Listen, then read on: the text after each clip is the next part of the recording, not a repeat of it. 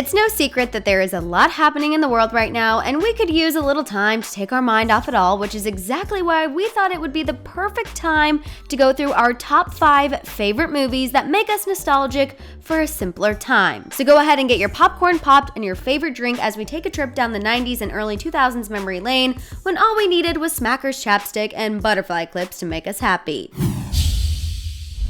How's it going, guys? I'm Madison Hill, and we're here to find out what the top 5 movies are that make us nostalgic for a simpler time. But first, please share this video with someone who needs something to watch while they're inside, double check you're subscribed, and don't forget that notification bell. Now, while there have been tons of movies that have come out recently that we all know and love, we can't forget some of the classics from a time when people were not stocking up on toilet paper and staying inside. Which brings us to number 1 on our list of movies that make us nostalgic. If you haven't seen the 1995 film that's based on Anne M. Martin's books, then you're seriously missing out and need to take yourself onto Hulu or Amazon Prime for a movie education. Babysitter's Club will cure your indoor blues as it focuses on a group of girlfriends in junior high who start a summer camp for all of their babysitting clients, all while going through some major life changes. And you might as well watch it now, considering Netflix is bringing the books back to life with a reboot series. While Netflix hasn't announced a premiere date, we do know it's going to be at least 10 episodes, so that gives us something to look forward to. Alright, while we're still in a 90s mood, let's move on to another movie that will get you all up in your nostalgic feels: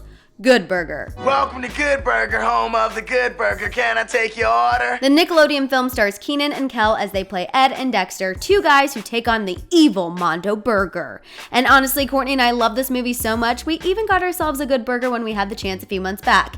In case you were wondering, it was as good as I'd always imagined. If you're feeling like you could go for a Good Burger while you're homebound, you can watch this movie on Amazon Prime, Vudu, or iTunes. You're welcome. Next up, we're going to leave the 90s and head into the 2000s, as the next movie on our list is the 2001 classic Mary-Kate Ashley's Holiday in the Sun. This will for sure brighten your quarantine blues as we see the twins go to the Bahamas, stay at the Atlantis, and they have fun and fall in love. Essentially, it's what we all hoped our vacations would be when we were teenagers, but it never happened.